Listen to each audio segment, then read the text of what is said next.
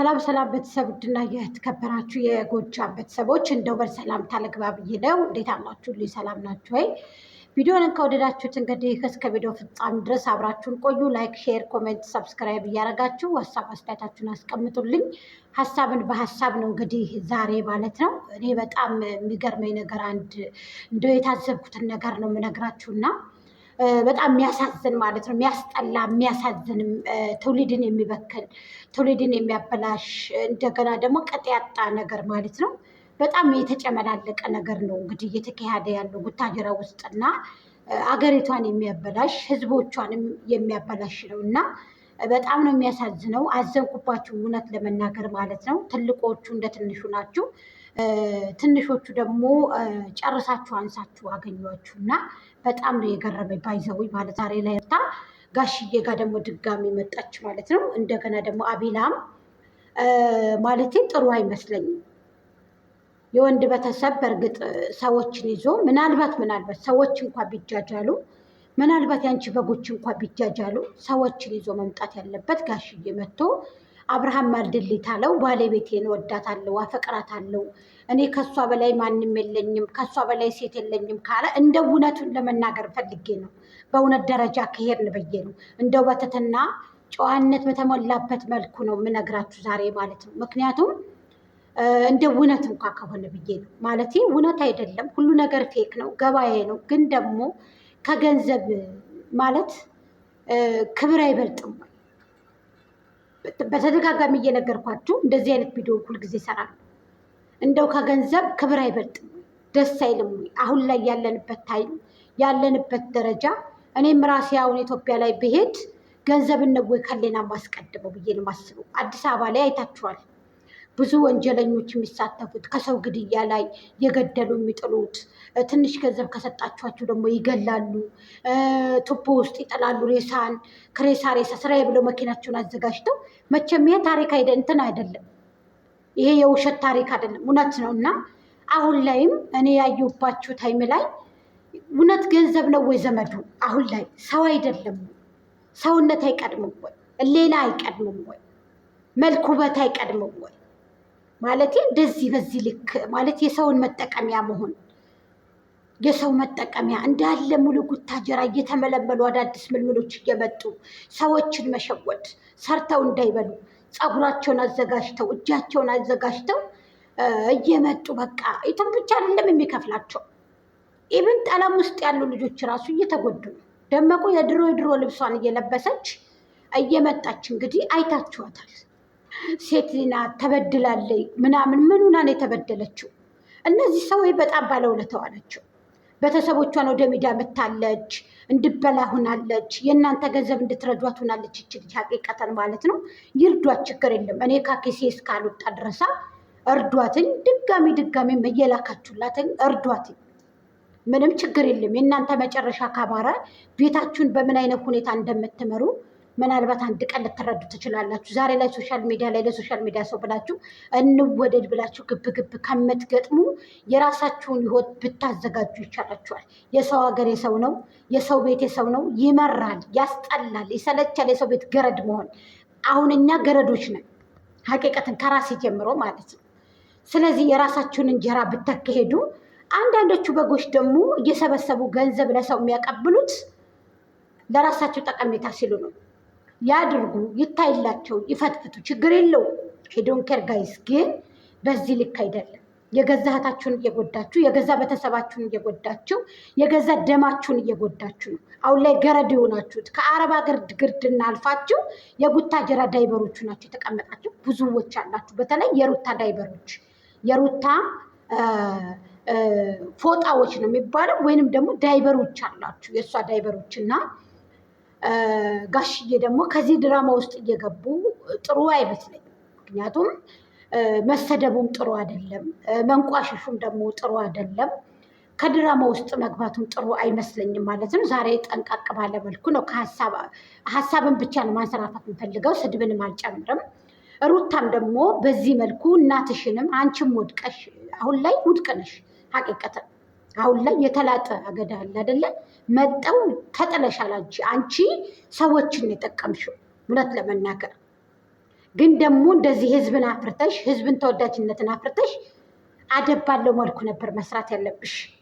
ገብቶሻል? ሁሉን ነገር ሰብስበሽ ይዘሽ ሴት ነን ብዙ ነገሮች ማዘጋጀት እንችላለን። ከጀርባ የሆኑት ሰዎች ሰልፈሽ ማለት ነው። ሚዲያም እንድትመጪ እንድትበይ የሚያደርግሽ አብርሽ ነው። ይህ አይካድም። ግን ደግሞ በጣም ቆሸሽ፣ በጣም ወረድሽ፣ ከነ ዘር ማንዝርሽ፣ ከነ ቤተሰቦችሽ፣ ይብን ከእናትሽ ጋር ይባስ ብለሽ በጣም ወረድሽ። የወረድሽበት መንገድ ከዳኒ ጋር ስተኝ ነው። ለሁለተኛ ደረጃ ደግሞ ያላረገሽውን አርግዣለሁ ብለሽ እንደ ፈረንጆቹ እጫወታለሁ ብለሽ ስትመጭ ነው። ከዛ የሰፈርን ሰው ልታስጠሉ እና አከተፍ ልትዩ ሊሉሽ ቻሉ ማለት ነው። እና የትንቢ የሩቅ ተመልካች የሆኑት ስላስጠላሻቸው ነው እንጂ በአንቺ ላይ ጥሩ ሀሳብ ይሰጡ ነበር። ሌላ ሰው አሻግረው ይሳደባሉ እነሱ እንኳን አንቺ ከጥጋቸው ያለሽውን ግን ደግሞ ንቀው ስለታውሽ ገባሽ አይደለም? ስለዚህ ባትወርቂ ከገንዘብ ሌላሽን ብታስቀድሚ እና ክብርሽን ብታስቀድሚ በጣም የተሻለ ነው። ባትጨማለቂ ወረቀት እያልሽ ባትመጪ ማንኛውንም ሰው ልታጃጅ አትችይም አንቺ። ሰላም ቤተሰቦቼ እንዴት ናችሁ? በድጋሚ ሰላም አለይኩም ወራህመቱላሂ ወበረካቱ።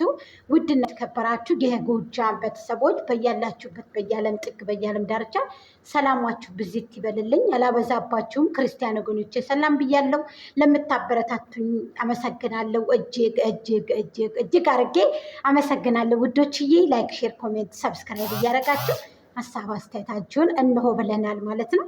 እወዳችኋለሁ፣ አከብራችኋለሁ። በነገራችን ላይ በዚህ ላይ ማለት ነው እና መልላችሁን የወደድኩት አንዲት እንግዲህ ደመቁ የምትባል እንግዲህ አንድ ግለሰብ ህዝብን እየመጣች ትበላለች። የድሮ ልብስ እየለበሰች ይብን እንኳ ራሱ ገንዘብ ልልክልሽ ነው ብለው አካውንት ካልተቀበሏት ስልክ እንኳ የማንሳት ሞራልም ልዕናውም የላትም ማለት ነው።